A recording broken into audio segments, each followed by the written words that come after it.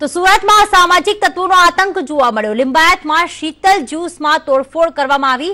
ખુલ્લી તલવાર સાથે આ શખ્સો ધસી આવ્યા હતા। તસ્કરોનો જે આતંક હતો તે સીસીટીવીમાં કેદ થઈ ગયો છે।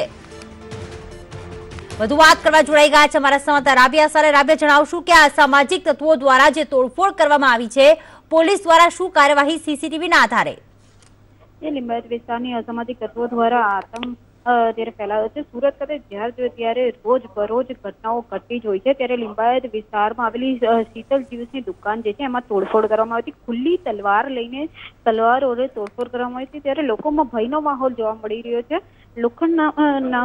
લોખંડી નામના વ્યક્તિએ નશાની હાલતમાં તોડફોડ કરી હતી। ત્યારે લિંબાયત પોલીસ આરોપીની અટકાયત કરી છે અને આગળની કાર્યવાહી હાથ ધરી છે। ત્યારે તોડફોડની ઘટનાના જે સીસીટીવી છે એ સીસીટીવી પણ પોલીસના હાથે લાગી ગયા છે અને આગળની કાર્યવાહી જે છે પોલીસ હાથ ધરી રહી છે।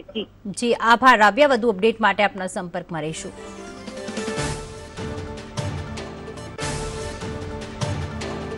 તો સુરતમાં અસામાજિક તત્વોનો આતંક જોવા મળ્યો, પરંતુ સીસીટીવીના આધારે હાલમાં પોલીસે પણ કાર્યવાહી કરી છે। ખુલ્લી તલવાર સાથે આ અસામાજિક જે તત્વો છે તે શીતલ જ્યુસ ખાતે ધસી આવ્યા હતા અને તમામે તમામ જે જ્યુસની બોટલો હતી, કાચના ગ્લાસ હતા, જે ફર્નિચર હતા, તેમાં તોડફોડ કરવામાં આવી હતી। સુરતમાં દિન પ્રતિદિન અસામાજિક તત્વોનો આતંક વધી જાય છે।